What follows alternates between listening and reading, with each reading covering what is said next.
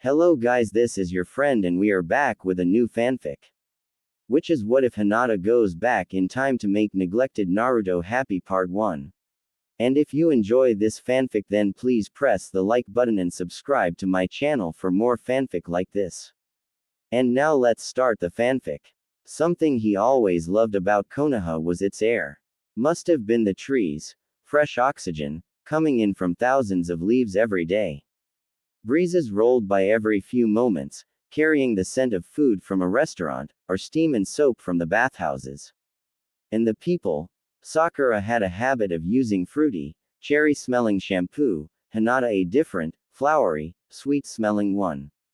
The few times he'd been hugged by Jiraiya, he caught whiffs of a cologne that was subtle, but would probably smell appealing to any woman that got close. Kakashi smelled like dogs. Konoha was quieting down after the alarm of that afternoon. Streetlights came on, restaurants opened their doors. He imagined the Junin sensei were meeting up for drinks to talk about the students they'd be assigned, or maybe it'd just be Kakashi, Asuma and Guy. The three were close, and Asuma and Kurenai's relationship status wouldn't necessarily mean she was part of the group. She'd always struck Naruto as a very womanly woman, anyway, and Guy time probably wouldn't be something she'd try to join. Iruka, on the other hand, was enjoying his evening at home, blissfully free of any injury and mulling over the oddity of his student, while Mizuki was cooling his heels in a cell somewhere in Konoha's T&I. Neither had been too pleased with Naruto's dramatic revelation, for different reasons. Of course I knew, you dumb traitor. We're not best friends, but the fox and I share a body. What kind of idiot doesn't know there are two people inside him? Quote. Well, him, for one. But all that was past, and now he could sit peacefully in one of the training fields, tease Kurama's chakra enough to get the fox ready to wake up from its self-induced hibernation, standard if your host didn't know about your existence. The silence would make anyone go mad otherwise, and enjoy the cool, fresh Konoha air. For now, everyone was still on his side. Though he'd earned himself a lot of mistrust, he should have been approaching the Hokage to talk about this if he'd figured it out. He should not have been pretending to be a complete idiot if he actually knew what the hell it was he was doing, or at least he shouldn't have been pretending to his teachers and the Hokage. Thankfully, the Mizuki incident was enough to point to as proof that not everyone in Konoha had his best interests at heart. The swishing leaves above the field did a good job to cover up the sound of quiet footsteps, but he'd been alert from the beginning, and turned to look for his primary reason for being here. Hinata was good at being unseen, a born tracker. But not quite at the level he was used to, which meant spotting the washed-out tan of her jacket was easy, even for him. Hinata. He watched her tense, ready to run and pretend she hadn't been there, but then she gingerly stepped into the clearing. The woman he knew hadn't been outgoing, but she'd certainly stood taller and fidgeted less. He hadn't actually realized how small she'd been when they were genin. He knew he'd been about Sakura's height at 12, but Hinata was much slighter than either of them. Or maybe it was the jacket. Hey, how've ya been? Wanna sit with me? The stars are about to come out. He plopped down where he'd been before, leaning back and watching the treetops, trying to take the pressure off her. She wasn't very good with it right now. Oh okay. She tentatively sat down by him, taking turns looking at the ground and at his face, never actually looking for the lights. Why you passed the exam? He saw her eyes linger on his forehead protector. Yeah. He let his voice stay low. It was very lucky she'd found him. He hadn't had any idea how to approach her otherwise. Are you alright, Naruto? She asked, voice quiet. Can I tell you something? He asked, keeping his eyes on her face even when she averted hers. I've kinda been lying to everyone. He watched her eyes widen and watched her hunch in on herself some more. No one liked being told their hero wasn't sincere. He kept going. See, when the fourth defeated the Kyuubi, he didn't really kill it. He just sealed it into me. The stars really were coming out now, blinking hellos from behind the tree branches. Hinata had gone still and was staring at him, pearly eyes wide. How can that Lots of countries do it, he explained. It gives them weapons, makes one more strong ninja, or makes sure that tailed beast can't be used against them. The difference here is that the people of Konoha really hate the Kyuubi, so they don't like me too much, either. Quote, oh, he could see her working out the way people ignored him. At first I was just really mad at the fox, you know. He said, turning to her, but I'm guessing the fox didn't really want to be sealed into me, so that's kinda pointless. But then I started thinking, if people avoid me just as is, then if I actually seemed like I knew what I was doing, then they might become afraid. She finished for him, white eyes boring into his. This was the girl he knew. Hinata was smart, careful and competent. Yeah, you've been failing the exams on purpose? She asked, sounding hurt. Most of them. But, you know, I figure even if I do fail, I'll just get up and try again, right? He grinned, and watched her give a small smile back. I'm gonna be Hokage no matter what. A few stupid tests won't stop me. And there it was. Hinata didn't grin, but her smiles had a way of lighting up her whole face. Naruto loved giving in to impulse, especially when it involved things like this. He leaned in and kissed her, eliciting a surprised squeak. A few seconds later, a red-faced Hinata was on the ground in a faint. Naruto turned back to the stars. He breathed. Hinata blushed when Naruto scooted closer, finding her hand and grasping it. At her gentle squeeze, a grin split his face at the seams and she seemed to like it, ducking her face, but smiling. Around them, students were engaging in excited chatter. The 8 he focused on in particular were doing as expected. Sakura and Ino were arguing, Shikamaru and Choji were sitting in silence, one munching chips, the other watching Ino. Kiba was preoccupied with Akamaru, Shino was observing the group, Sasuke was ignoring everyone. And Hinata was, of course, sitting beside him, exuding waves of happiness. I think you'll be with Kiba, Naruto said, keeping his voice down to avoid drawing attention from others. She turned to him, why do you think so? He's an Inuzuka, so he's probably going to be a tracker.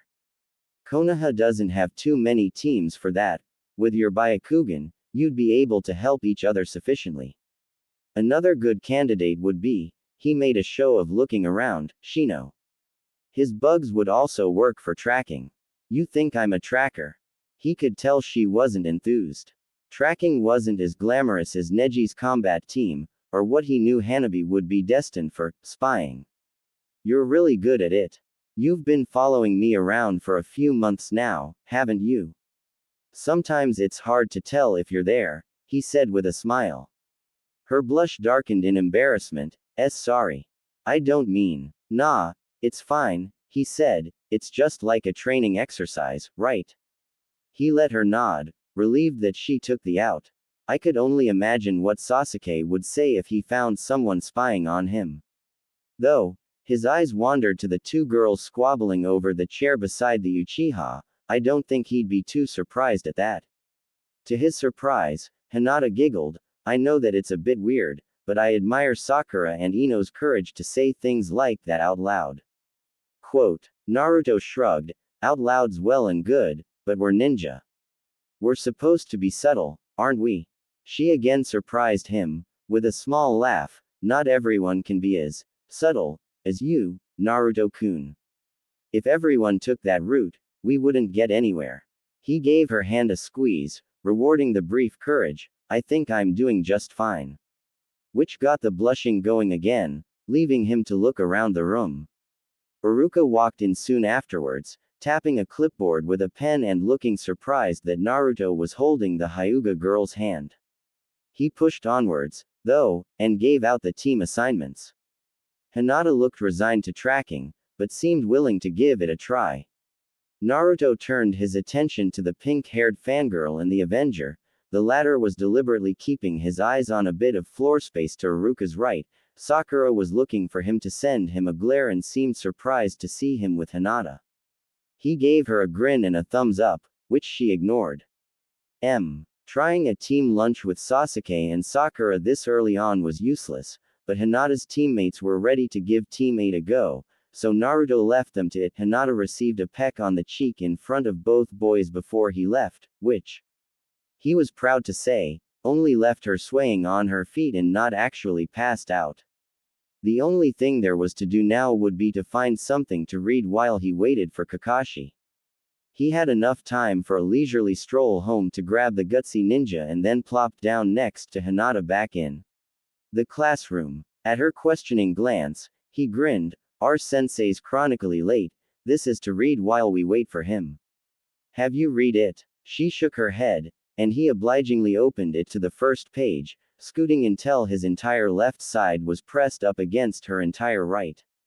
He pretended not to notice her raging blush, and read calmly, asking her if she was done with the page, then turning it, drumming his fingers against hers or stroking his thumb over her knuckles. The task of turning the pages was left to Hinata after a while, though he did have to stop her once.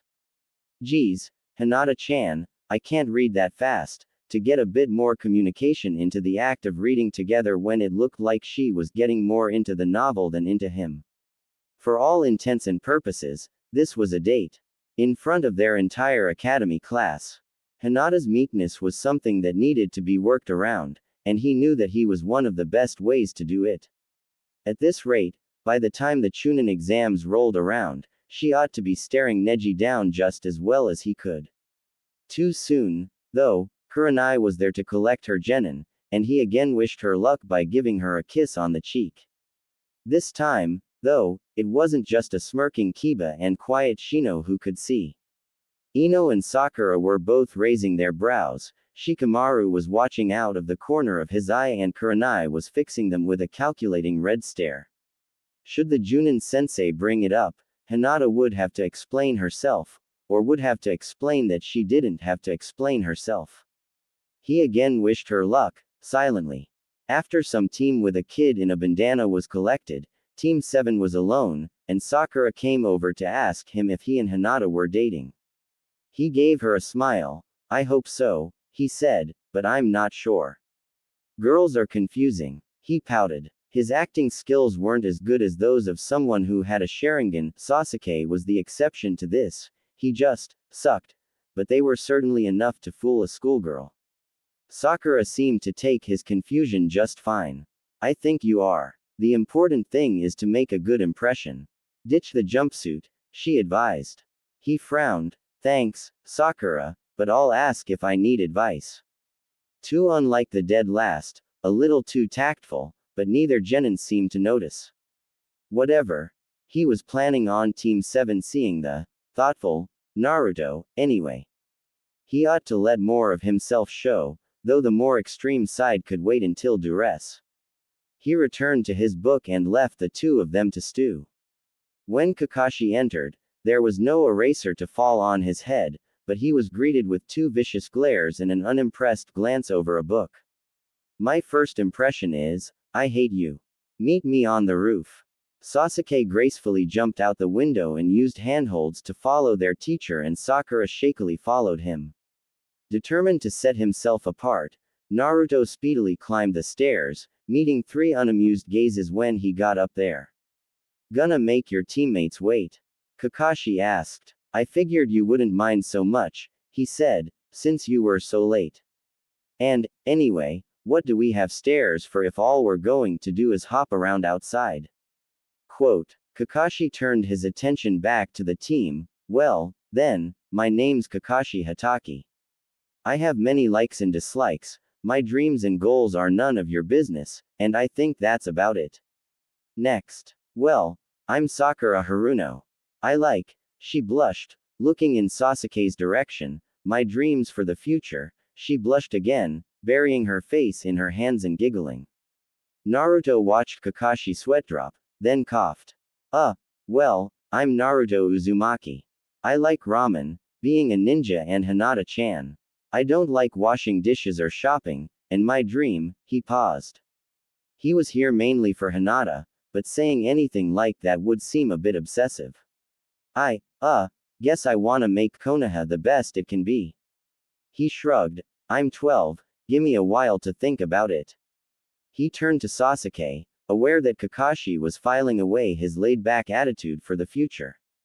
Sasuke didn't look at any of them, but kept glaring at the floor. I don't have a lot of likes, in fact, I hate many things, my ambition, because it will be achieved, is to kill a certain man.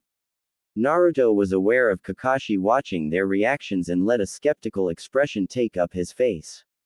This Naruto wasn't gonna take the vow of a 12-year-old seriously.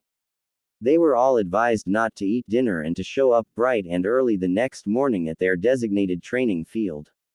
Which left Naruto with enough time to henge into a busty redhead and get a discount on a small box of C.N.N. Amen rolls. Depending on how Hinata's team introductions went, it could be time to initiate their first makeout session.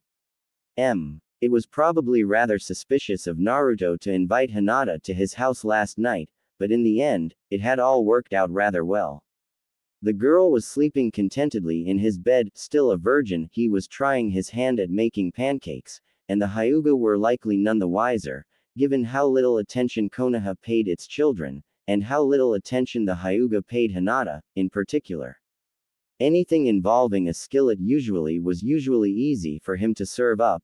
It seemed all the easy things were made in a frying pan: eggs, potatoes, boxed dinners. Pancakes, however, were not one of those things. The fourth almost black one had him hissing oaths, but luckily, Hinata's appearance put an end to it.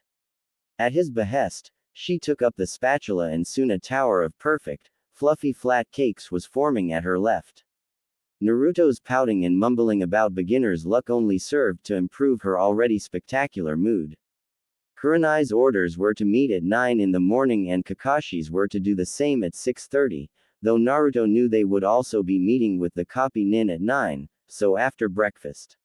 Only a few kisses were exchanged before Hinata went on her way home to change and Naruto headed for training field 7 to finish the gutsy ninja.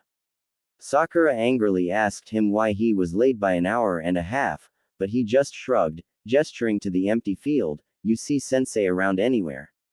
Quote, Kakashi did show up eventually, though, brandishing his bells and boxed lunches, and gleefully crushing any hopes the young genin might have had of pushing through as a team.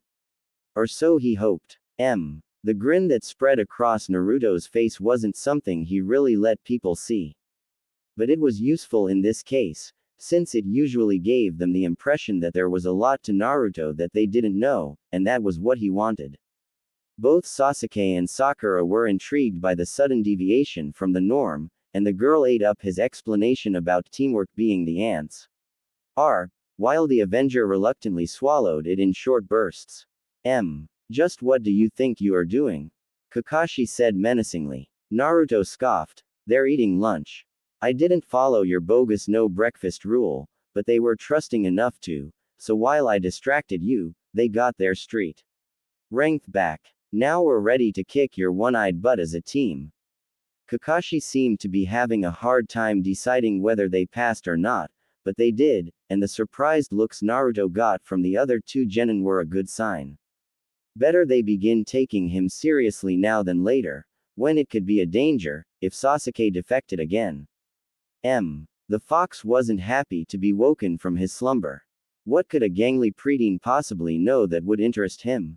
Lots. Lots and lots. Kurama was salivating at the prospect of revenge against Madara, or Obito, and Naruto was glad to give it to him. Both knew they had to be patient, had to bide their time and choose their steps cautiously, and neither particularly trusted the other at this stage, but there was excitement in the air. Good or bad, something would be happening soon, the wave mission being the first upcoming event that the Nine Tails would play a part in, and that was enough for the Chakra Beast, for now. With the promise of a fight in a month's time, Kurama settled down to sleep again. At this stage, Hinata was a well-meaning but useless fighter. Which sucked. As a tracker, she was well ahead of the game.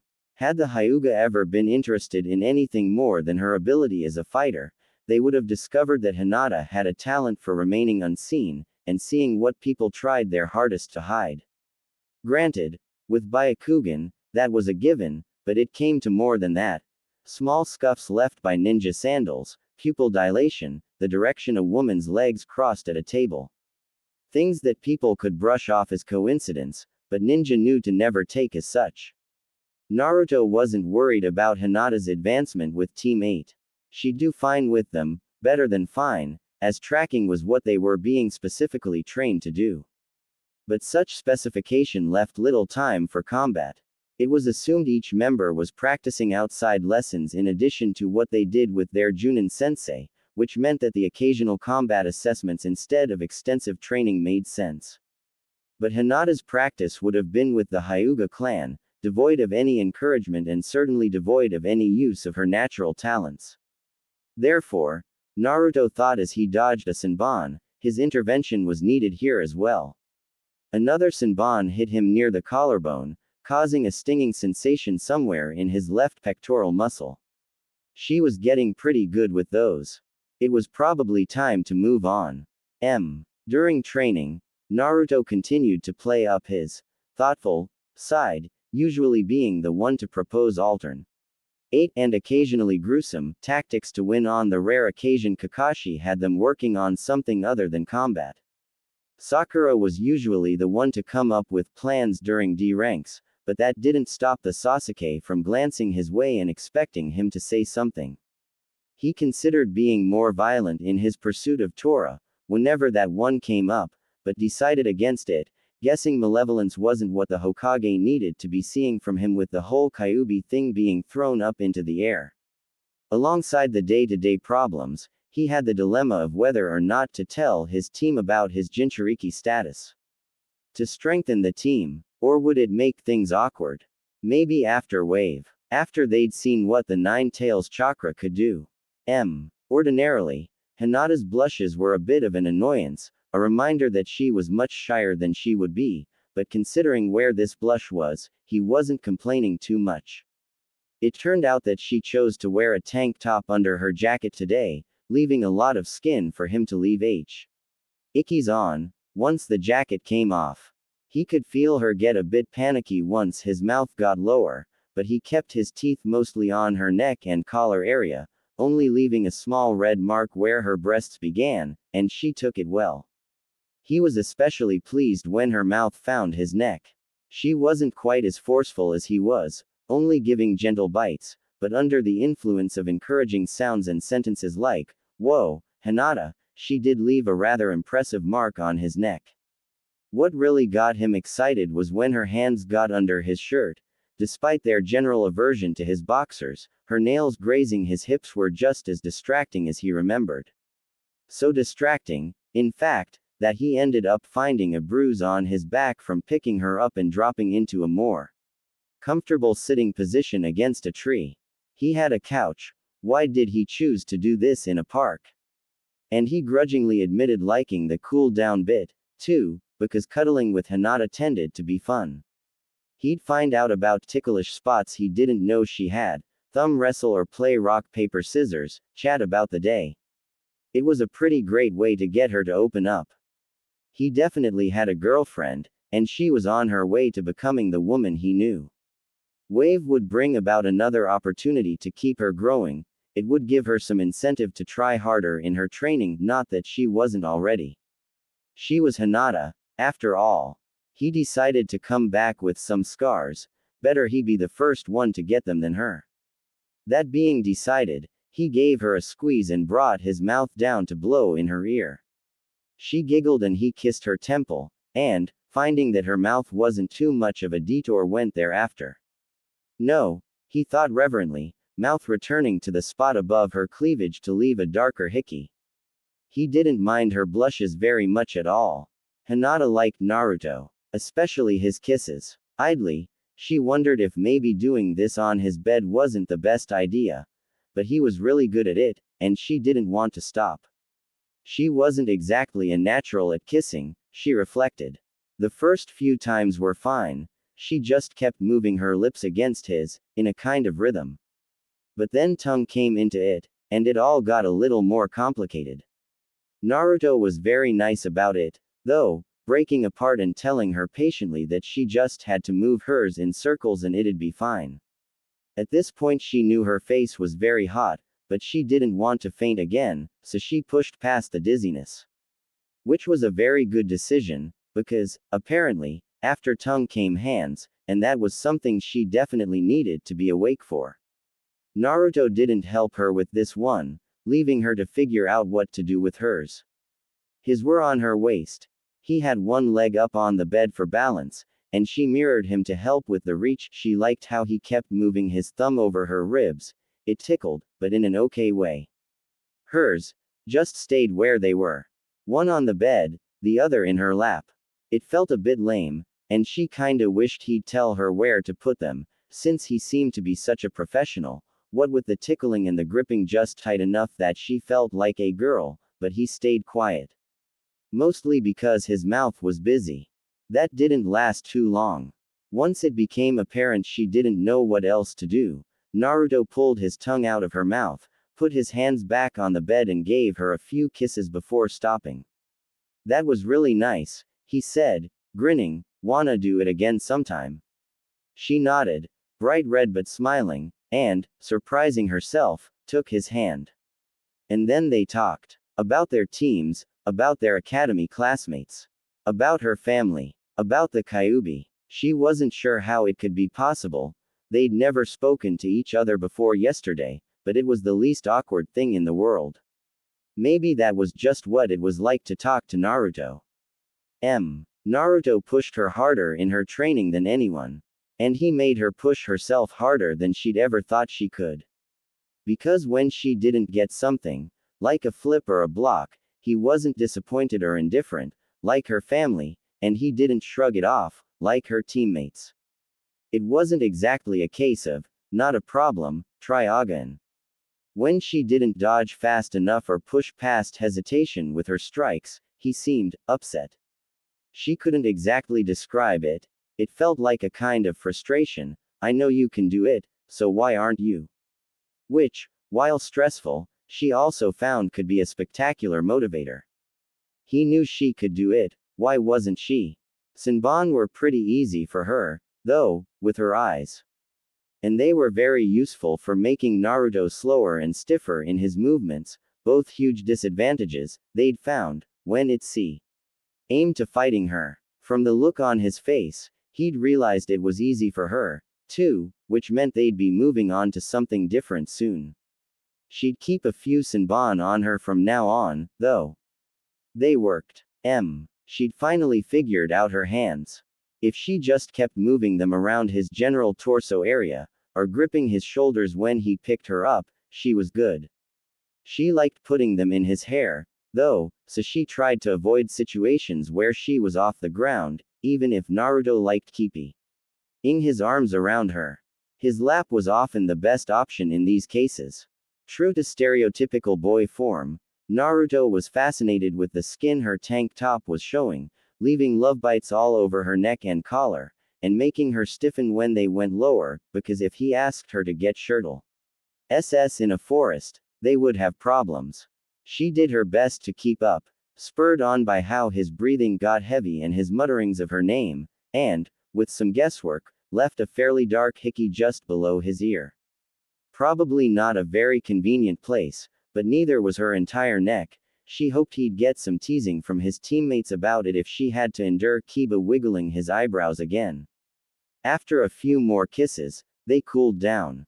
In between deep breathing and mutterings of, 1, 2, 3, 4, I declare thumb war, there was some talking about the day, some teasing, and a lot of cuddling and hair sniffing, the latter mostly from Naruto.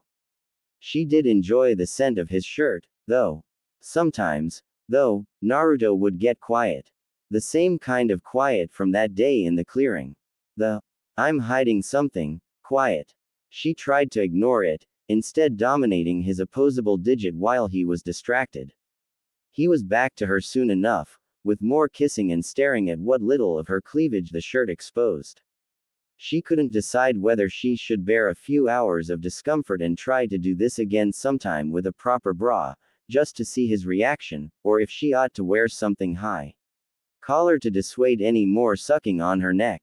Due to the look on Naruto's face, the former was winning out. There were actually no words to describe how pissed he was. Being from the future, he'd expected his ability to foresee things would have been a whole lot better than this. He'd vastly underestimated his effect on Hinata's bravery and what makeout sessions did for intimacy. It was all well and good when they were 16, they were true ninja, veterans, then, and intensity was just the way life was. You enjoyed every drop of your ramen, every hit you landed on your opponent, because your life expectancy was highly reduced and you just didn't live half-assed. Even Shikamaru was 100% invested in his cloud watching. But now, Naruto had some difficulty scowling with the rapidly increasing size of his canines, but he managed it now they were 12. Forget all the shit Team 7 went up against at 12, Hinata was a tracker, not a combat specialist, she wasn't supposed to be going up against an S-class Missin.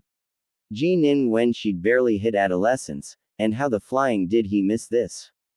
Naruto. Hold on a second, Team 7, plus one drunk geezer, turned to see Hinata Hyuga jog up to them. She placed a small scroll in his hands, and planted a light kiss on his cheek. There's a few lunchboxes and there, she turned to the other four, enough for everyone. Back to him, I wanted to wish you luck on your first C rank. The gesture would be seen through by everyone except Tazuna now that it was established he wasn't the tactless dead last he'd pretended to be in the academy, but no one whoa. Old comment, so he rubbed the back of his neck sheepishly and gave her a quick peck on the lips. The one thing he didn't manage was the blush, and whatever pheromones he was supposed to be giving off with his embarrassment. Thanks, Hinata. Blech. Tazuna snorted, save the drama for later, I've gotta get home. What's the matter, old man? Naruto asked, someone after you. Che, after me. You've got some crazy ideas, brat. Tazuna scoffed, determinedly turning away and walking out of the gates. Sasuke and Sakura began following him, Kakashi sticking around to bring up the rear. Naruto, to his surprise, Hinata activated her Byakugan. That man, he's lying. I know, he said quickly, ditching the shy tone he'd been using previously, very aware of Kakashi's eye on him, but not really able to do anything right now. Don't worry about it, it's probably nothing. Quote, she didn't buy it. There are no coincidences. Her tone was firm. He gave her another kiss, this time on her forehead. To his great annoyance, she was getting tall. He'd missed 3 years with her. She could have gone past his height at any time, then, and he might have only caught up right before he'd returned. He prayed that wasn't the case. Should the 3-year trip with Jiraiya not occur this time around, he didn't want to have to be wearing heeled sandals to walk next to his girlfriend. I know, he tried again, but I need to see this through to the end. Quote, Kakashi definitely heard that and he was definitely going to kill him if Naruto held onto any information that could keep his team safe. Damn it. She looked upset with him, but gave him one tight hug and let him go. The trio up ahead of the copy Nin and Naruto had stopped to let them catch up, and they didn't hurry, moving far enough away that Hinata couldn't overhear before Naruto felt the pressure to explain his statements from his sensei. It was just a guess. He attempted to placate the Junin. Getu's monopoly on everything important for wave survival means he probably won't be too happy with the development of the bridge. He'll likely send someone after Tazuna. Quote, Kakashi nodded, makes sense. What doesn't is you holding out on us? A stern eye met his blue ones. Make no mistake, Naruto, if I find that you intend to harm your teammates, I will do what is necessary. Quote, this was about his contact with the Kyuubi. Naruto was sure of it. My team, sensei, is all I've got. Along with Iruka, the old man and Hinata. Don't insult me by assuming my contact with my tenant would change that. Quote, a smile replaced the frown immediately, and a gloved hand ruffled his hair. I didn't mean anything like that. Naruto snorted and shoved his hands into his pockets before running up and joining Team 7.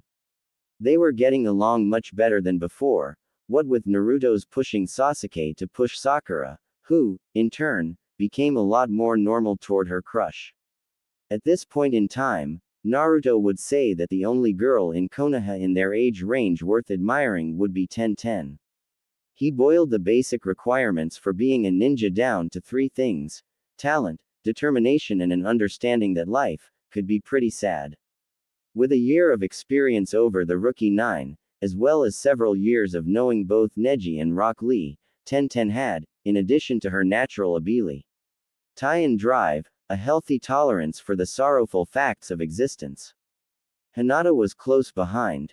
She grew up in a nearly all ninja family, with oppression and disdain from all sides due to her poor performance in combat, which, though he didn't like to think of it this way, would help her toughen up.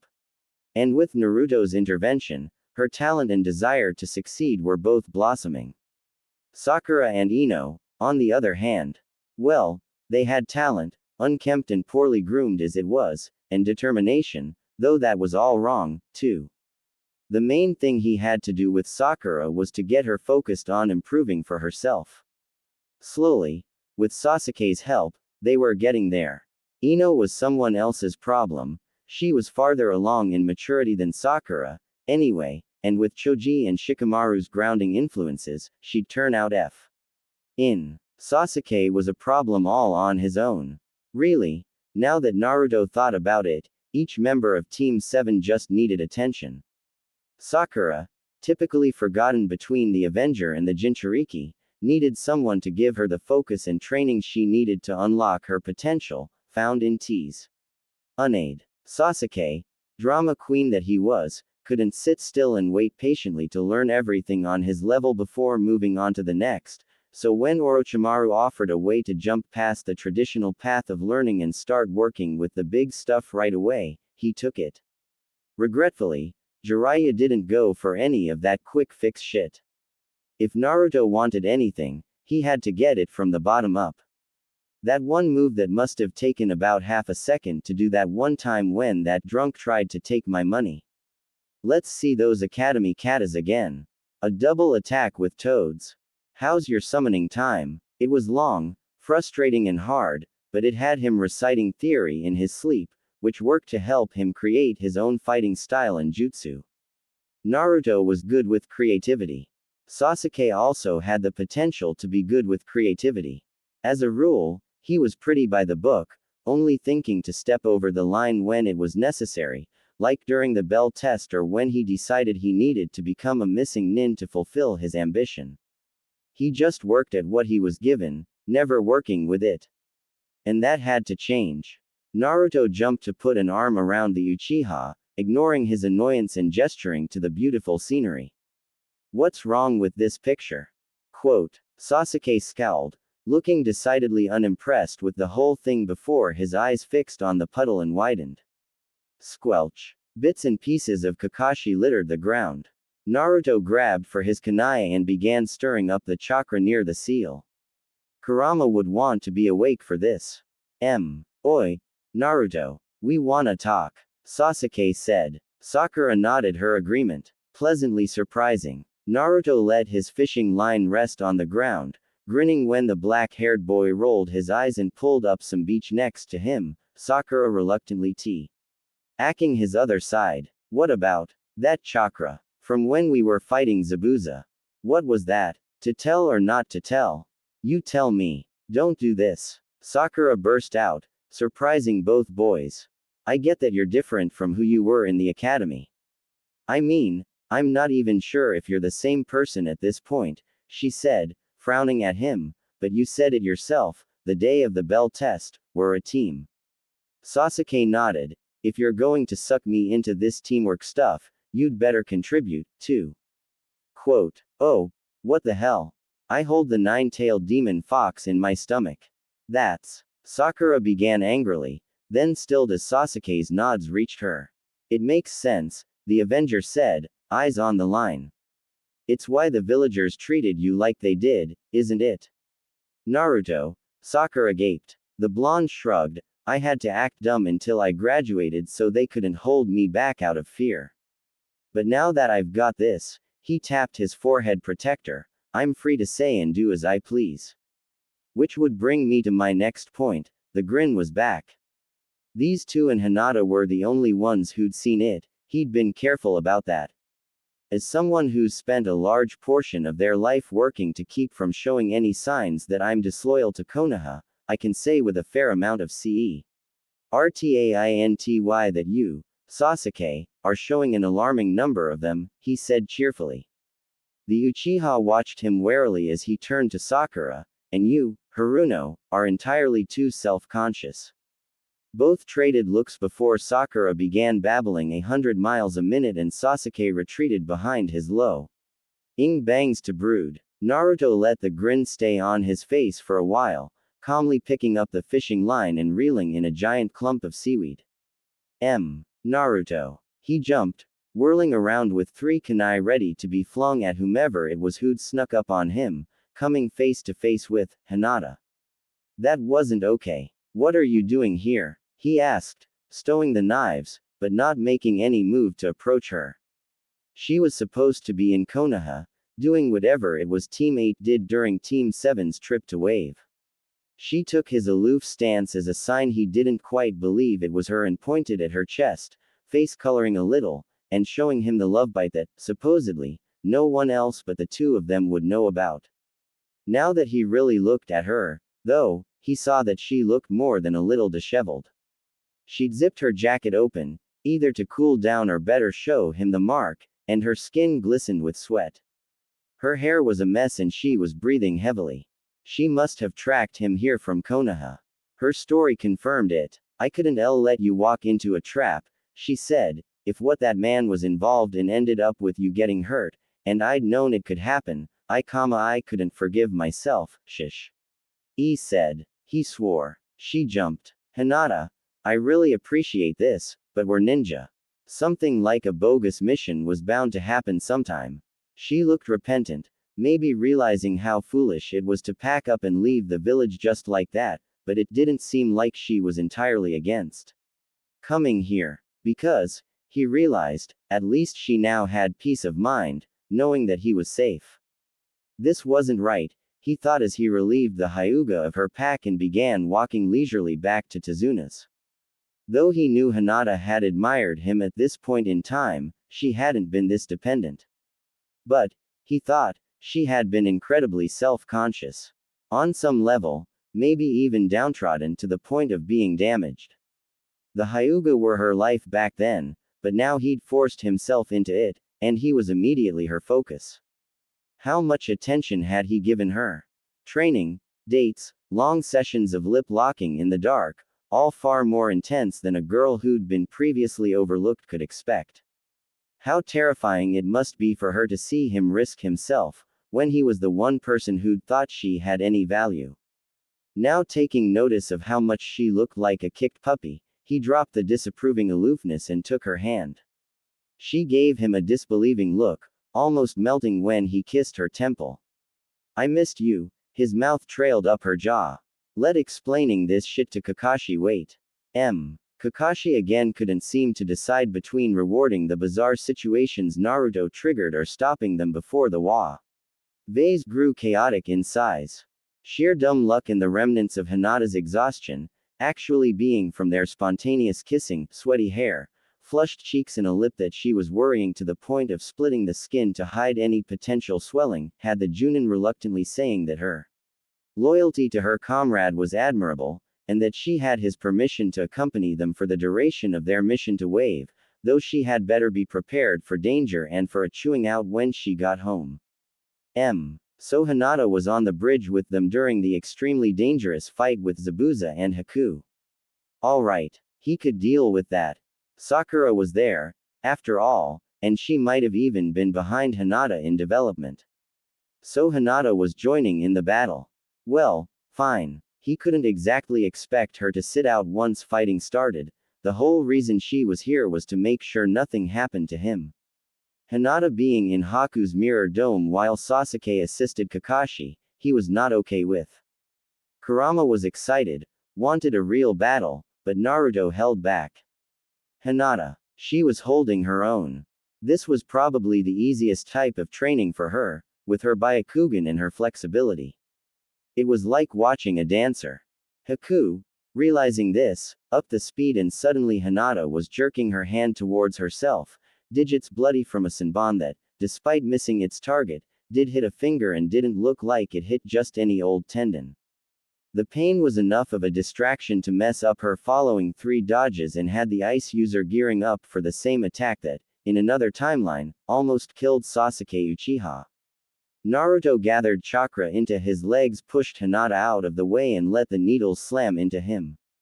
Kurama hissed in frustration, just what was the point of that? But Naruto used this opportunity to turn to Hinata and give a big smile. With her Byakugan she'd see it, even if she was gaping at the bridge's woodwork right now. I don't think you get that you getting hurt here is just as painful for me as me getting hurt is for you, he said, especially when this is my mission in the first place, Hinata. It wouldn't help with the hero complex, but he'd deal with that later. Fighting a blackout, he clumsily grabbed a fistful of needles at one time and pulled out. The fox grumbled, but at least they were getting somewhere now. Hot chakra rushed to the damaged vessels and flesh, quick fixing anything that needed it so that he'd be good until he could actually lie down and give himself some attention. More energy, hotter still and volatile, jumped up to form into a snake-like tail.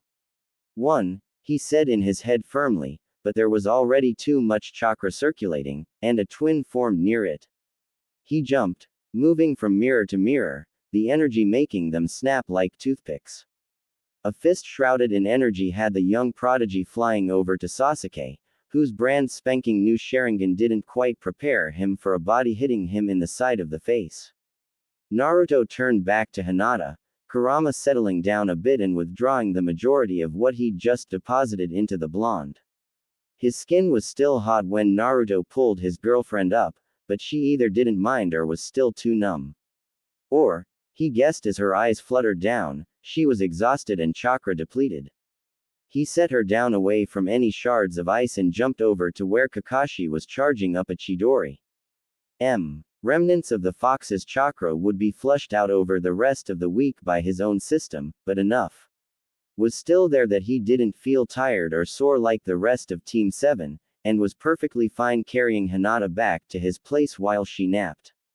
The hormone fest in the Hokage's office tired her out enough for her not to object to a piggyback ride. He sort of expected her to fall asleep, since she would have been tired from traveling to and from Konoha, as well as from the fight. It had all happened over the course of a few days, after all, and she probably hadn't slept or ate to compensate for it.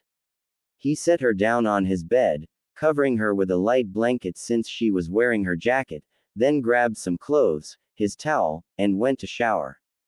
There was currently a big problem here, one that he wasn't entirely sure of how to solve. On the plus side, Hinata's ability and self-confidence were growing at a very nice rate. His assurance that he thought she was a good ninja and a cool, pretty girl were helping her improve much faster and better than before. But before, she was doing this herself, or with her teammates and teachers. Now, Naruto was pushing growth that, he turned the knob hard, accidentally making the water colder than he was prepared for, she might not be ready for. She'd had 3, maybe 4 years, to sort this all out on her own. He'd assumed that with his intervention they could speed that up, but he hadn't taken things like this into account. Granted, there were worse people, in Konoha, even, to have hero complexes for, and great amounts of trust would be good to have when he was coming out of the closet, with his relationship with the Nine Tails and whatever mess Gaara and Orochimaru would cook up soon. But she was Hinata, a lot more important than just anyone.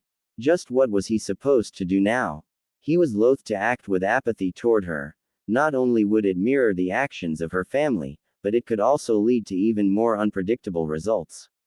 No matter how unlikely a scenario with Hinata leaving the Leaf was, he didn't doubt that, somehow, he could make it happen. The only thing he could think of would be to work with her on stuff that he, himself sucked at, like medical jutsu, or theory. He hated medical jutsu. He and chakra control were the worst matchup ever. But he attempted to find the doorknob blindly, face covered by a towel, and knocked into a very awake Hinata on his way out. Her health depended on this. He set the kettle for several cups of instant ramen to share, smiling when he saw two scrolls of hers on the counter, and another jacket of hers on a hook in the entryway. If he wasn't mistaken, she had a toothbrush in his bathroom, as well. She wasn't staying here permanently, but more often than not, they were sharing his apartment. Was that a good thing? He liked it. It was easier to start this comfortably now, rather than have an awkward "are you moving in" discussion later on. By Chunin she would have enough freedom to live away from the Hyuga compound. He covered the ramen to keep any steam from escaping while the noodles rehydrated and sat down to wait. Hinata's changes were something to keep a closer eye on, he decided. She didn't necessarily need to be exactly the same as before, but he was pretty sure heavy deviation from what she'd become wouldn't have a good outcome. Though, a smile spread across his face at the sight of a fuchsia bra strap, he wasn't going to complain if it led to her wearing things like that. She caught his eye and fingered it nervously, a blush spreading across her face. It's new. I like it, he said, and pushed a cup of ramen towards her. In danger of defecting or not, Sasuke knew that Konoha had produced 3 very impressive ninja over the course of its growth. One of whose habits Naruto was especially familiar with, and who wasn't currently training an approach. Entice. Have you ever thought about sealing as a specialty? Naruto asked Sasuke during a team lunch. Sakura's eyebrows went up into her hair. The Avenger remained quiet, waiting for an explanation. Jiraiya's not training anyone right now, is he? Quote. Sakura gaped. Hold on, you can't just waltz up to the Toad Sage and ask him for an apprenticeship. Naruto shrugged. I won't. Sasuke will. And you'll be going up to Tsunade. Even if we could, Sasuke said, chewing thoughtfully, Tsunade hasn't been in the village for years. And Jiraiya wouldn't be easy to find, either. Naruto grinned. With the Chunin exams coming up, he'll be here soon. And I've got a pretty good idea of how to sway him. He smirked. It wasn't the dangerous grin that they knew meant they ought to shut up and listen when it appeared, but it was intriguing enough that both stopped eating momentarily to catch what he was saying. You know those books Kakashi's always reading? Ika. Well, on top of being one of the Densetsu no Sanin, our favorite sage is also the author, leading to the conclusion that he's a giant pervert. Quote. Sakura looked ready to impale his eye with her chopsticks and Sasuke wasn't too far behind. He waved a placating hand, and I happen to have a jutsu that no pervert can resist. Of course, having worked so hard on it, I'm not about to reveal its secrets to anyone. Should someone with a certain dujutsu capable of copying techniques catch sight of it, though? That's the stupidest plan ever, Sasuke scoffed. It's the best one we've got, Naruto corrected. No ninjas keen on revealing their secrets, and you need a teacher who you take seriously, otherwise you won't be in Konoha for very long. The Uchiha rolled his eyes. Why are you so certain I'll defect if I get so much as bored on a mission?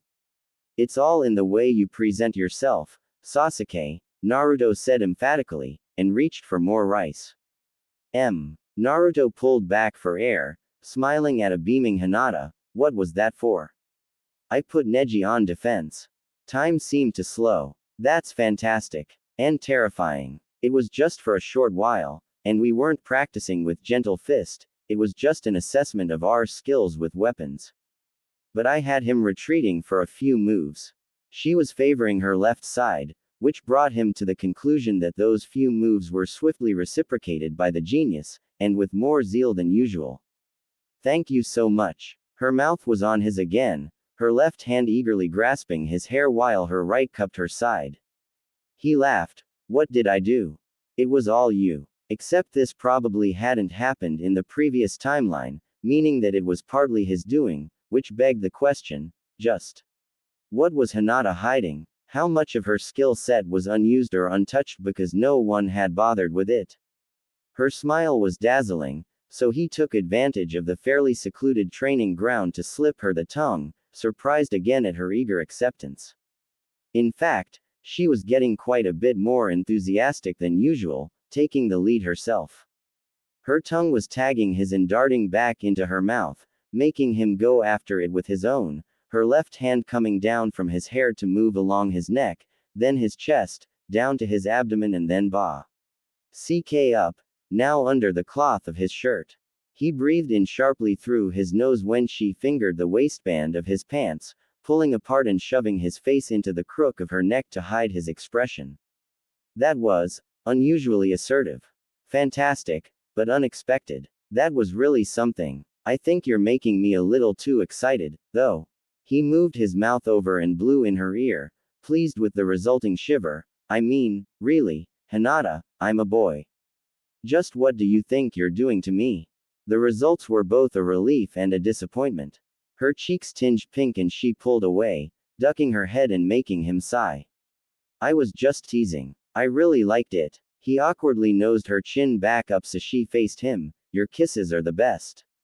Under his lips, her pulse was faster than ever before. He pulled away with a sigh. Come on, let's look at those ribs. I think they're really bothering you. Sakura's been talking to me about you, Kakashi said musingly, not looking up from his porn as he walked casually beside Naruto. Yeah, the blonde's eyes scrunched up. What did she say? Quote, oh, this and that, the Junin hummed.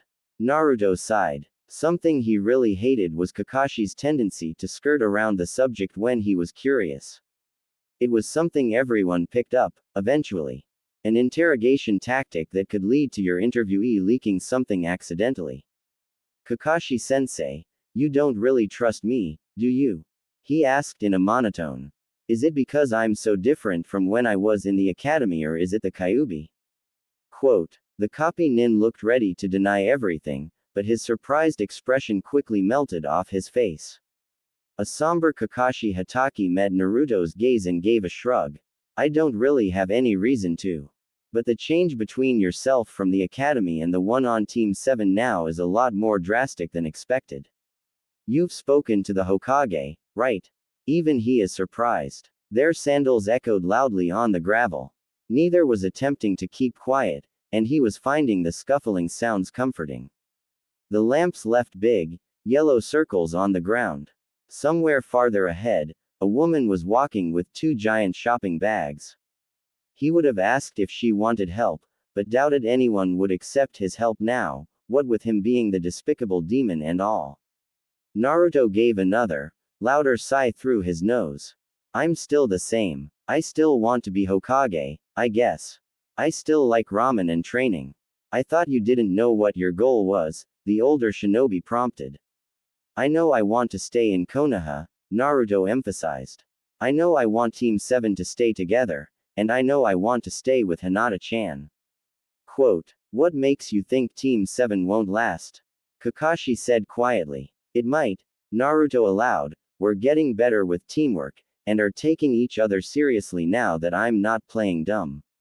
Quote, and your constant teasing about Sasuke going missing nin would help steer him back towards staying with the Leaf, Kakashi added. The blonde nodded, yup. But Sasuke's ambition is still his obsession, and if it doesn't look like we're getting him there, he'll leave. Quote, and this would be why you brought up Jiraiya? Kakashi asked. Sealing takes longer to learn than everyday assassination techniques. But it's hard to learn, and a challenge for Sasuke would be worthwhile, since it would feel like he was doing something. He needs to feel like he isn't wasting his time. Naruto stuffed his hands in his pockets, and I doubt a Sannin would take any whiny bullshit from him, even if all it was brooding, he added as an afterthought. Kakashi hummed, alright, I'll see if I can't convince Jiraiya-sama to give Sasuke a few moments of his time when he's in town. Naruto grinned, a very pleasant feeling of relief spreading throughout him. Kakashi had been Minato's student, so Jiraiya would feel connected to him that way. If Kakashi brought it up to him, maybe the sage would consider training the Uchiha. They kept walking silently, until Kakashi said, in a much lighter tone of voice, so, Hinata-chan, huh? Would she be the cause of all those red marks on your neck? A flustered expression bloomed on the genin's face, stay out of it. What kind of sensei would I be if I did that? The Junin said with an eye smile, a word of advice, my pupil, invest in a comfortable scarf. Then he turned around abruptly, ending the conversation, and walked off to wherever it was that he lived. Naruto stood there gaping, wondering who it could be that was leaving hickeys all over Kakashi's neck before he decided that he really didn't want to know, and quickly finished the walk home. In this timeline, he and Konohamaru weren't as close as they'd been before, but they still knew each other, so when the boy bumped into a hostile group of Sunanin even without an angry Sakura chasing them, he guessed it was fate. He jumped in to help. The one irritating thing was that he was on a date with Hinata at the time, and this meant he'd probably have to talk to her some more about being a Jinchuriki.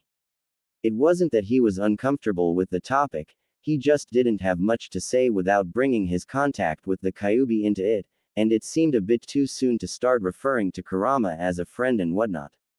Oi, Sand Nin. Drop him. He's just a kid, Naruto said. A leaf genin, huh? Kankuro said, voice lilting with arrogance, how about we have some fun before the boss gets here? Save it for the exam, Naruto said, and put the kid down. Quote, what's going on? Sakura's voice came from behind him, what are Sand Nin doing in Konoha? And isn't that the Hokage's grandson? At this, Tamari gave her brother a pointed look and the puppet user looked ready to let the boy go without any more argument, anyway, but a stone from Sasuke enjoyin'. The super cool atmosphere of a high branch had him dropping Konohamaru painfully onto the ground. Hinata used this moment to give the kid a quick glance over and a pick-me-up in the form of a hair ruffle. A really cute moment for anyone looking. Kankuro, stop it, or I'll kill you. Everyone's attention turned to the redhead hanging upside down from a tree branch. Gaara looked as apathetic as ever. His eyes were still darkened by lack of sleep, mimicking the rings around a raccoon's, and his gourd still clung to his back, bulky as ever. Sasuke's eyes narrowed and his mouth formed a smirk in anticipation of a fight with the other boy. There was nothing the Avenger loved more than testing himself. Naruto, however, smiled in greeting. Good. Now we can all be friends. You're here for the exams, right? Sasuke looked at him, wondering at his tone. His subpar acting skills were making a show, the smile on his face completely fake. It looked like it was starting to creep Hinata out, even. My name is Gaara of the Sand. Yours? The one-tail container asked the dark-haired genin. Sasuke Uchiha, the boy answered almost distractedly. Naruto took the opportunity to wish the other team good luck. Maybe we'll see each other in the exams. It was enough to send them on their way, and got him 3 strange looks from the others around him once they were gone. Sasuke frowned. What was that about? The blonde's expression mirrored the Avenger's. That guy. His chakra is really strange. A large amount of it is concentrated in that gourd, Hinata said, chakra vessels around her eyes bulging. Sasuke gave her a thoughtful glance and followed her gaze in the direction of the 3 siblings, though they were outside his range of vision by now. Naruto kissed her cheek as reward for the very ninja assessment of a potential threat. What was up with his eyes? Sakura asked. It's like my whiskers, Naruto said, frowning, but I think he actually doesn't get any sleep.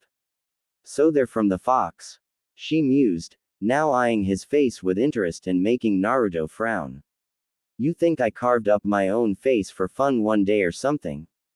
The scars weren't a big deal, since he couldn't even remember getting them, but he could feel them changing in fights, like phantom pain from old wounds, and he knew that at some point his skin had, for whatever reason, split evenly in 6 places on his face. He'd have to discuss it with the 9 tails next time. She looked a little sheepish, but not too apologetic. Sasuke continued, he's a Jinchuriki, and his marks are like a raccoon. Which one is that? The one tail, Naruto answered. Has an affinity for sand, and they're from Suna. It fits. The 4-shifted Konohamaru had run off with his friends as soon as the Sand Nin departed. What now? Hinata and I are gonna get back to our date. We'll just all have to watch our back around him. He furrowed a brow, his voice, that wasn't the tone of someone who's sane. The other members of Team 7 exchanged looks. Naruto squeezed Hinata's hand and steered her away. Did what Sakura said bother you? Hinata asked him once they were a ways away, white eyes boring intensely into his. Did it seem that way? Not really. The streets were mostly empty here, what with it being a bit later in the day, so he took the opportunity to put a hand on her waist and guide her torso a little closer to his. Her arm came around his side and did the same without any more prompting. I want you to know, she said determinedly, that I really don't care about the Kyuubi. You're Naruto, and that's what matters. On her face was the same expression she wore when fighting, and he knew if he argued, which he wouldn't, but hypothetically, she'd shoot down everything he'd say. He knew what he wanted to say, I love you. But it might have been a little early for that, or not the right time. Personally, he was a fan of making dramatic statements in dramatic places, like the middle of a battle, so they might be waiting a while longer before he coughed up the words. Instead, he kept a blank face and pulled her around to an out-of-the-way street before attempting to eat her face. You're amazing, Hinata, you know that, he said, unable to keep from being cheesy and pressing kisses all over her, though he reined it in afterwards and kept it strictly semi-perver. Ted, I don't think there's anyone quite like you. His tongue moved down her neck, and there was that bra strap again. He was starting to get really curious about what the entire thing looked like. She blushed brilliantly and kissed him back, hands moving to go through his hair. You're more than amazing, she said quietly. I don't think I could have gotten so far in my training without you, without your acknowledgement. They were having this conversation now. He wanted to make out with her, damn it. It's all you, he promised. I think you just needed a push. He moved away, keeping his hands on her waist, and smiled at her. The quiet was a little awkward, but he kept eye contact, watching her blush darken and spread all over her face and down her neck. A bashful grin appeared on her face inadvertently. Naruto, kiss me again. He gladly complied, the boldness of the statement spurring a much more heated kiss than usual. They made their way back to his apartment quickly after that, neither very enthused about making out outside when their other options included a bed and couch. Once inside, he grabbed her by the hips and pulled her to him from behind, getting a surprised, oh. And then several slightly nervous strokes to his neck and hair. Realizing the pelvic contact was probably what was making her tense, he quickly moved around and kissed her again, this time very nicely, keeping his hands on the small of her back and his tongue in his mouth. Hinata must have realized her hesitation had brought back the gentlemanly kisses and decided she wanted something else, because she pulled him over to the couch and soon made it so he found himself with his lap full of girl. His hand moved down to her hip again, delighting in the feel of skin in between cotton and denim. They'd taken the opportunity of a date to throw their regular clothes into the washer and don some less comfortable and less durable civilian clothing. Despite the slightly restricting jeans, perks included the bra that was pushing Hinata's well-developing breasts higher up into his view, and a jacket that was much less bulky and easier to slip off of her. He breathed encouragement into her ear as she lowered the zipper of his own sweatshirt, and rubbed circles into the base of her spine under her jacket, making her arch up into him. Seeming to feel a little discomfort, Hinata rearranged her limbs quickly so that she was straddling him, mouth coming onto his, then stiffened. It took him a moment to realize that the reason for this would be that she'd just gotten a fairly embarrassing reminder that he was male. The result was a red-faced Hinata attempting to continue the kiss while he tried to contain what seemed to be the biggest laugh of his Fei. Eventually she excused herself to use the bathroom, and he snickered into his fist for the entire 10 minutes she was in there. He guessed the intensity of their lip-locking had been upped quite quickly in a very short span of time, though it was interesting that this was the first experience he'd had with an erection. He'd never had one around her, he realized. He'd been careful about it at other times, but now that they were in the privacy of his home and she'd been straddling him, he giggled into his hand again. Gods, the look on her face. She eventually came out of the bathroom, looking a bit more calm, but swaying on her feet a bit when he started chuckling at her nervous expression. Trying to ease the tension, he walked over and gave her a kiss on the cheek. How about some tea? Quote, okay, she almost whispered. He was about to go and get the kettle when he felt her arms wrap around him. Thank you. He quirked a brow, turning around and returning the hug. I'm actually sorry. That may have been a little embarrassing. Try and keep it under control.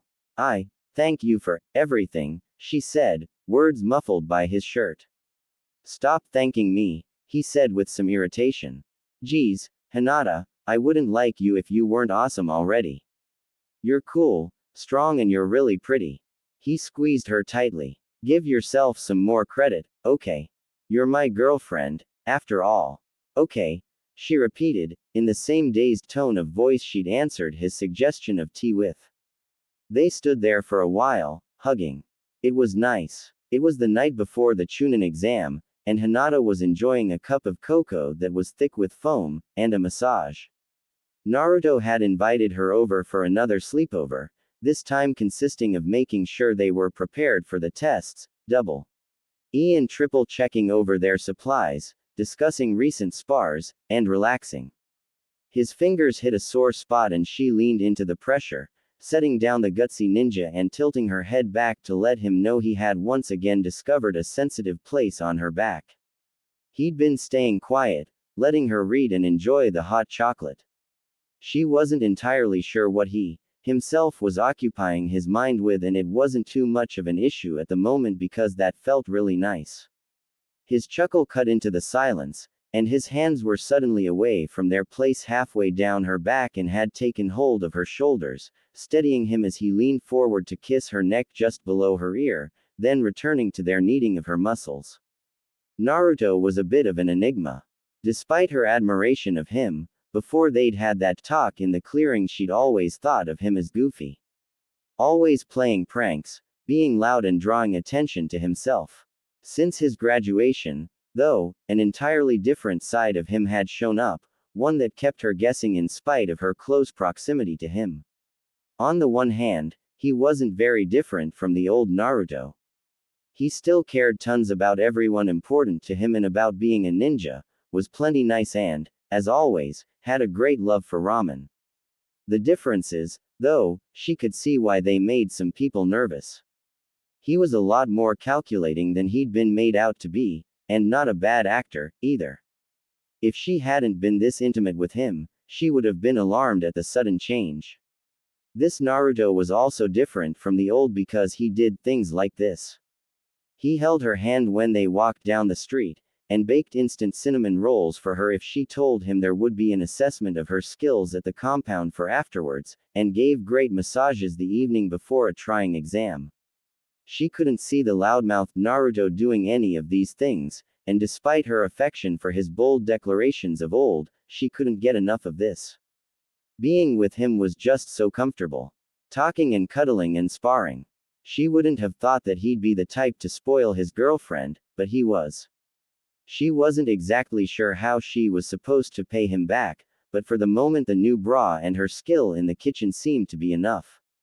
Closing parenthesis. She leaned back into him, pulling him down and kissing his neck at a slightly awkward angle, then, carefully, so as not to knock the hot chocolate onto his surprisingly neat floor, repositioned herself so she was now in his lap, and ready for kissing.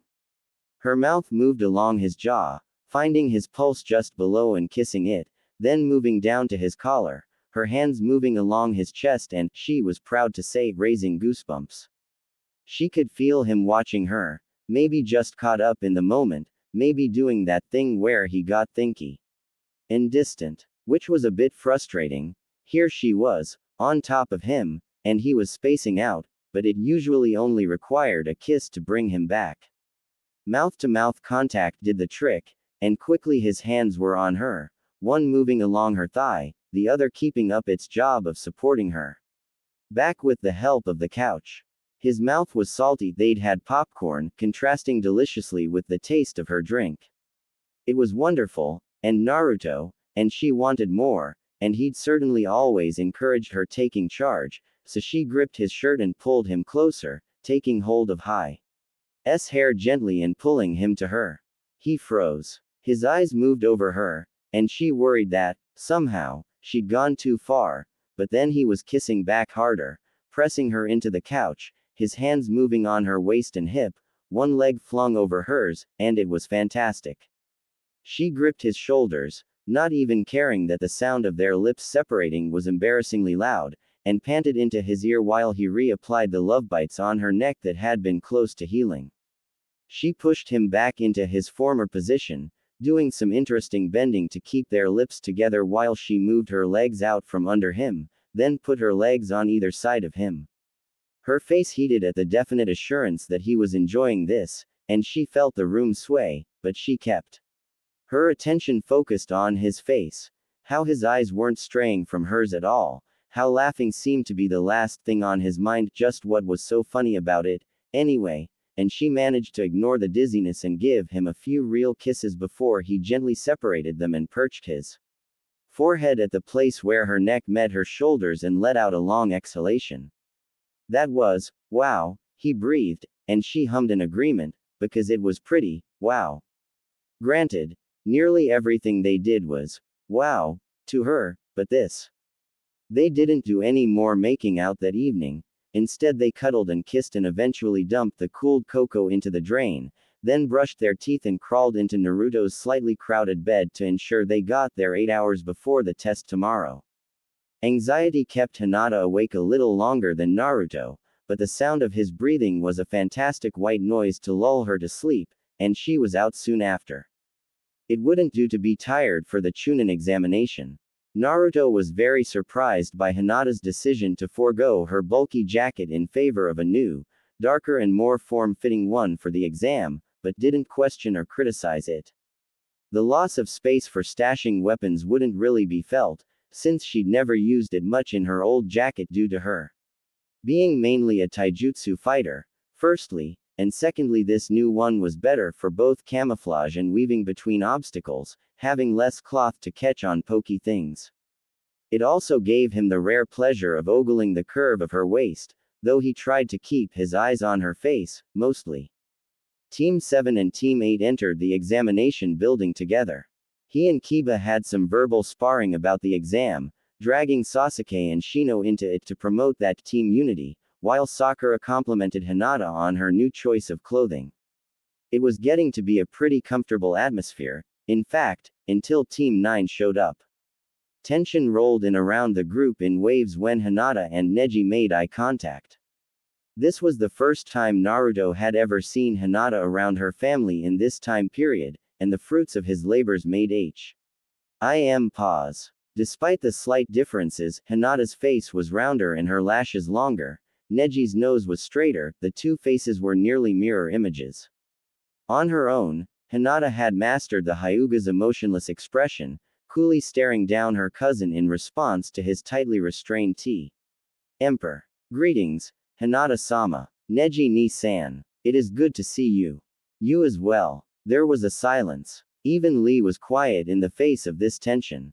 Kiba shifted awkwardly. You guys are a year ahead of us, right? Neji Hyuga, last year's Rookie of the Year. Naruto said, tone light, though his team's careful observation of him tossed out any hope of him seeming friendly. Yes. Neji replied. Wow. Then you guys got a whole year on us in experience. We'll just have to try harder, he said, smile bright enough to blind, but doing nothing to change the expressions of those around him, though Kiba was looking at him like he really ought to know better than to be a loudmouth in such a tense situation. Maybe it was a bad idea to act the idiot. His team was giving him away, he really needed to talk to them about that, and Hinata wasn't looking any less uptight. He ran his thumb along her wrist, trying to do something to get her face to move the way normal faces did, but only succeeded in making eyes gaze narrow in on their hand holding like a hawk on a rabbit. And you are? He asked, tone giving nothing away, but Naruto knew these genius types, and he knew that since the beginning of the conversation Neji had been watching not just him but also the reactions of those around him. Sakura and Sasuke's cautious and watchful responses had right away made him into someone to keep an eye on, and the fact that now, Naruto could see the wheels in his head turning, it was evident that where Hinata had been all this time, who it was that she'd been spending time with that had made into a competent kunoichi, was him, highlighted the dead last, even more. Sasuke Uchiha, the next generation's Rookie of the Year, was attentively looking to see what Naruto would do next. He was a wild card. Naruto Uzumaki. You've probably heard of me, he winked. No, I can't say I have. Neji turned his attention to another group of genin coming around them. We should get going. It was good to meet you. Quote, you, too. Good luck in the exam. Upon seeing their backs, Naruto let the fake smiles drain out of him. There was conversation between the two rookie teams, but he didn't include himself in it. Hinata had become an honest-to-God Hyuga. Maybe this was a good thing. If you can't beat him, join him, and all that. The only question was, why? The Hinata he knew, both privately and among peers, while quite different from the girl she'd been 2 months ago, was always pleasant and a little bit shy due to his PDA. But once she'd been put in contact with Neji, and likely every other member of her family, the Hyuga genes seemed to take over. Naruto had to again steel himself and remind himself that this was not necessarily a bad thing. Different from before. Way different. But it was still Hinata. And he loved Hinata. Enough that, should her reaction to an uncomfortable situation be to put on a cool expression and even cooler tone, well, okay. His was essentially the same, though he pasted on a smile and said things to make himself seem simple-minded. Come to think of it, he might have even been a role model in this whole, put on a mask, thing. Oh, well, Hinata was Hinata. For a little reassurance that this was true, he put his arms around her from behind and leaned his head against hers as he observed the room, mentally nodding when he heard her stutter over a word in her conversation with Ino, whose semi-interested expression from when she'd observed their handholding changed into a smug one. In his peripheral vision, Hinata's ears turned red. A silver-haired teenager in glasses walked over, a stack of cards in his hand. Naruto let out a small, bored sigh and plopped his forehead down on Hinata's shoulder, closing his eyes like he'd been up all night studying, and he was so tired and so bored, couldn't this instructor show up already? Less energy meant less conversation with Kabuto, who'd not only see through his mediocre acting skills, but would also immediately place him into the threat category. Sitting next to Hinata had tested his willpower in a really annoying way. He hadn't realized that the habit of keeping contact with her would be so hard to break if she was right there next to him.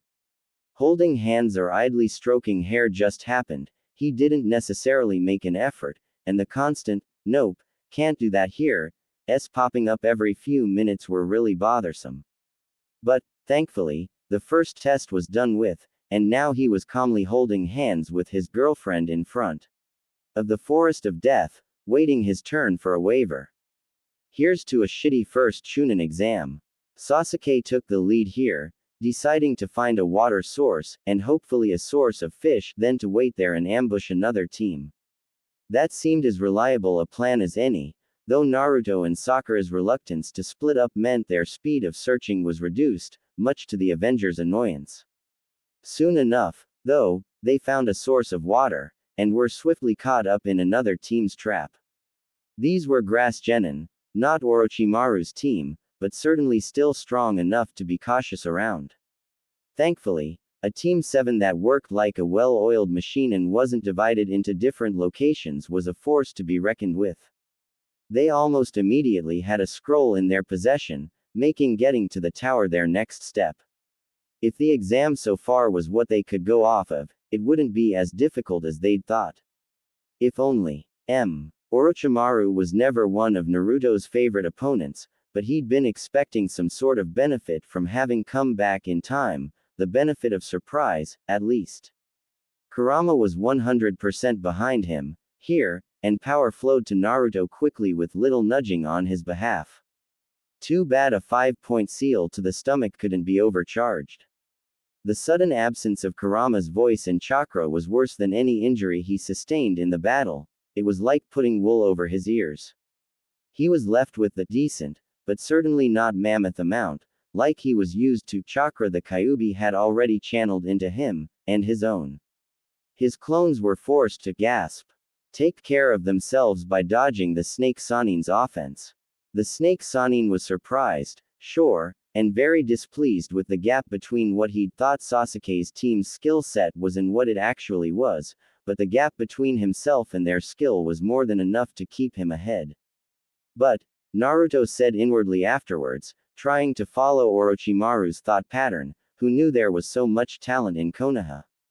A hurting, power-thirsting teen with real talent and an ambition that was overriding his desire to become a ninja, stubborn enough that he became predictable in Malib. In the end, and his bloodline would be Orochimaru's for the taking. That was already a treat.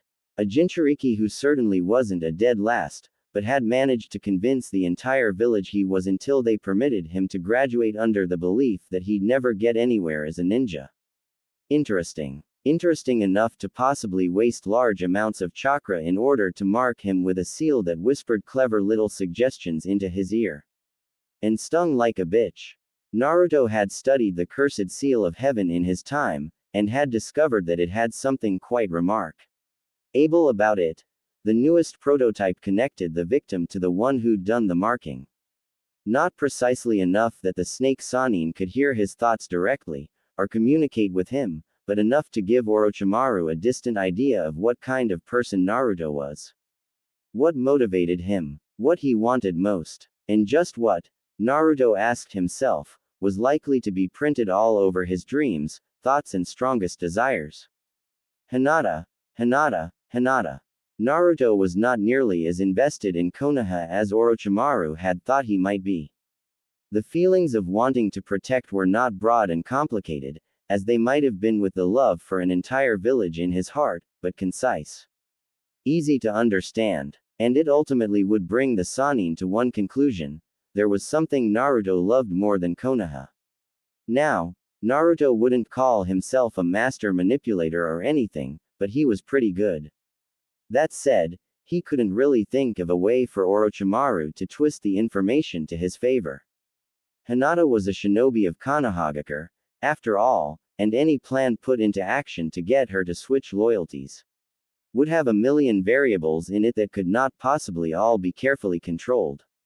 But just because Naruto couldn't think of it, didn't mean that the man who'd gone off and managed to start his own village and gather the loyalty of hundreds of outcasts couldn't find some way. So when Hinata came to him after his sealing, courtesy of Kakashi, he pulled her into his arms and did not let go for several silent minutes. There was absolutely no way Orochimaru was touching a single hair on her head. He wouldn't say a single goddamn word to her. Hinata would stay safe, and keep growing as a shinobi in the village of the leaves. No matter what it took.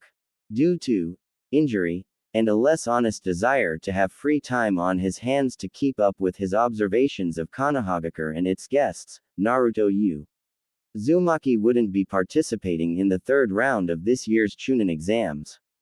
The Hokage suspected there was something more to Naruto's compliance when asked to put off his promotion till next time, but as it fit with his needs to have as many cursed seal victims on the sidelines as possible, try asking Sasuke to sit out.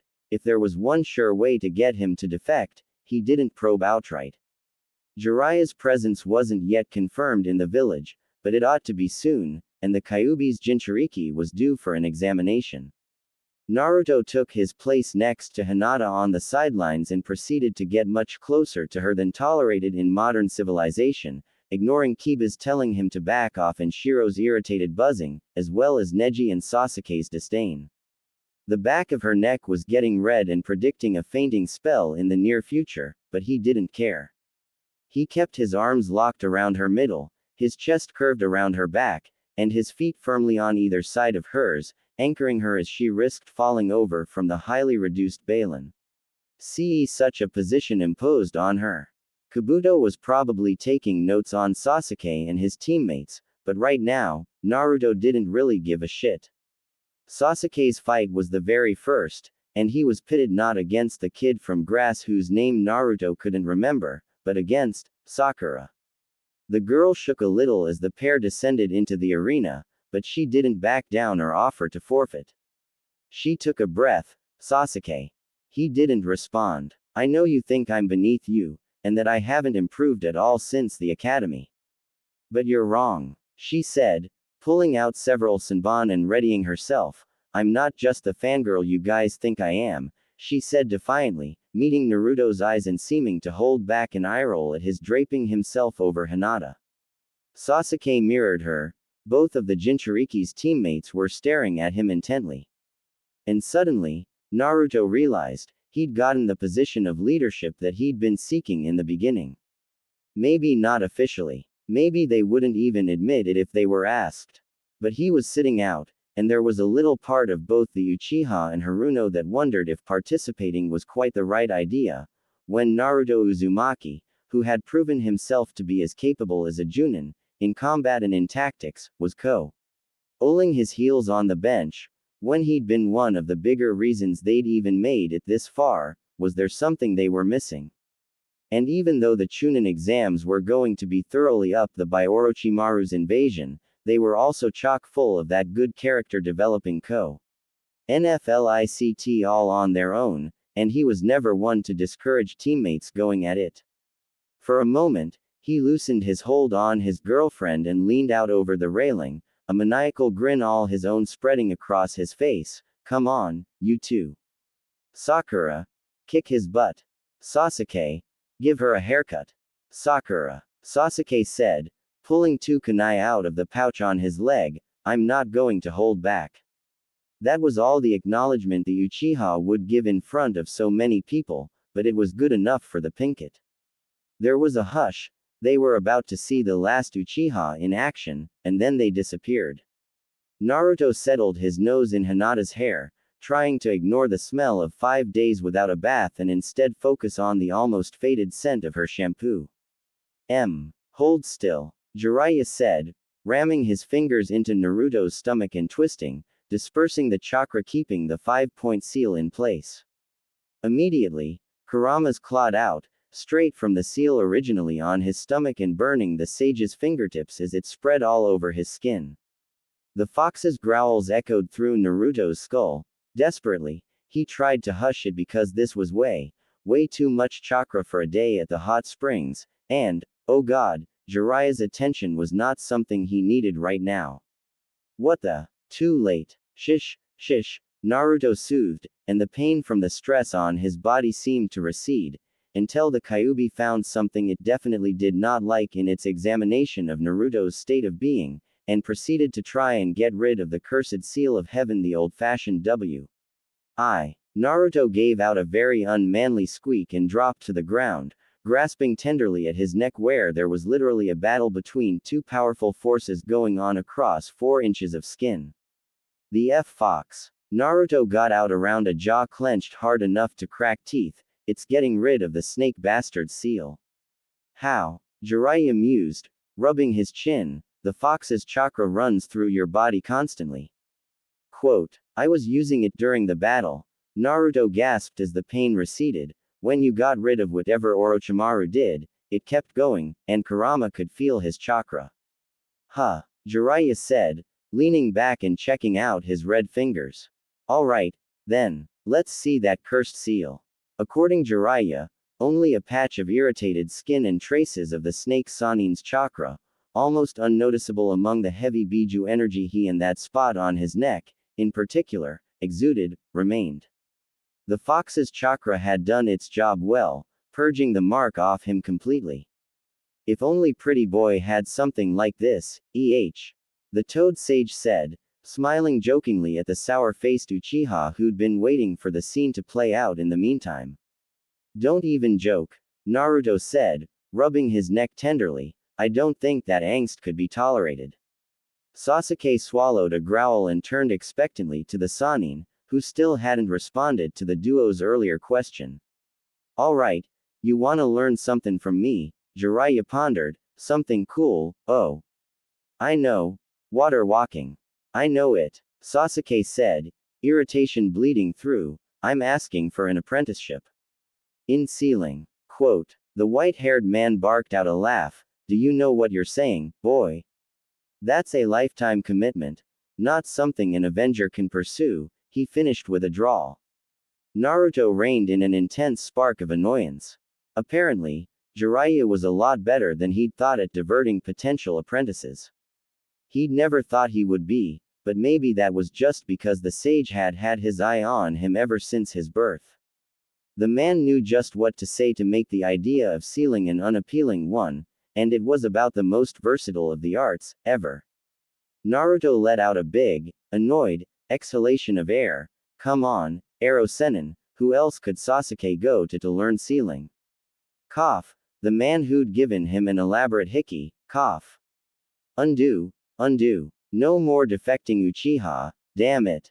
Look, kid, I'm not gonna waste my time with someone who's just gonna learn enough to kill someone, and then drop it. Quote. Sasuke's irritation lessened somewhat, I don't just quit. I want to learn sealing. You want an apprenticeship with the Toad Sage? Jiraiya repeated Sasuke's words from before. Sasuke nodded, not looking away from the man's searching gaze. A few moments passed in which Naruto had to try hard not to look as tense as he felt. Sasuke wasn't Jiraiya's usual type. He typically went for the ones looking to change the world, Nagato, Minato. Himself. Sasuke's personal goal for revenge wasn't something he approved of, either.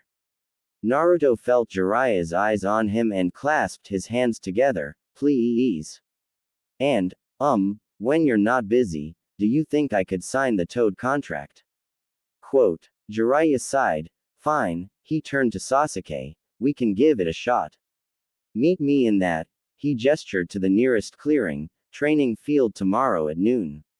I'm not late like your sensei, either, so don't be tardy.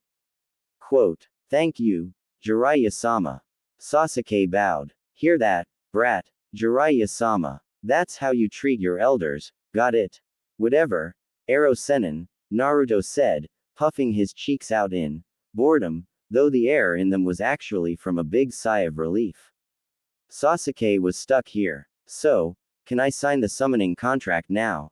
After a period of being told off and acting like he was the most hyperactive kid on the planet, and being a little bit scared that Jiraiya would spot something off and call him on the whole thing, he eventually got his name onto the Toad contract and summoned a few tadpoles, and then Gamakichi, to whom he gave the fried crackers he'd had in his pocket for this very occasion. Once Jiraiya had extracted a promise from both of them, you, too, blonde brat, you've got a lot to learn about Toad summons, still. To meet him tomorrow, he pretended to leave to take care of some business, said. Business, was probably, research, and the two male genin from Team 7 began walking home. Naruto. Thank you. Quote. Naruto raised an eyebrow, what are you talking about? You heard me. I know that you did most of the convincing back there. I didn't really want to learn sealing in the first place. Hey, an apprenticeship doesn't mean just learning about the one thing the teacher's a master of, Naruto sighed. He'll teach you other stuff, too. I know, Sasuke said, and now I'm going to be learning under one of the Sannin. So thank you. And, I know you think that if it wasn't Jiraiya, I would have picked another one. Neither of them voiced which one that would have been. But I'm more loyal to Konoha than everyone seems to think. I promise. Naruto smiled, genuinely. Glad to hear it. Wouldn't want anyone else at my back. Quote. Sasuke went off towards the Uchiha district after that, at which point Naruto realized what just happened. Sasuke promised to stay. Sasuke was staying. He got Sasuke to stay.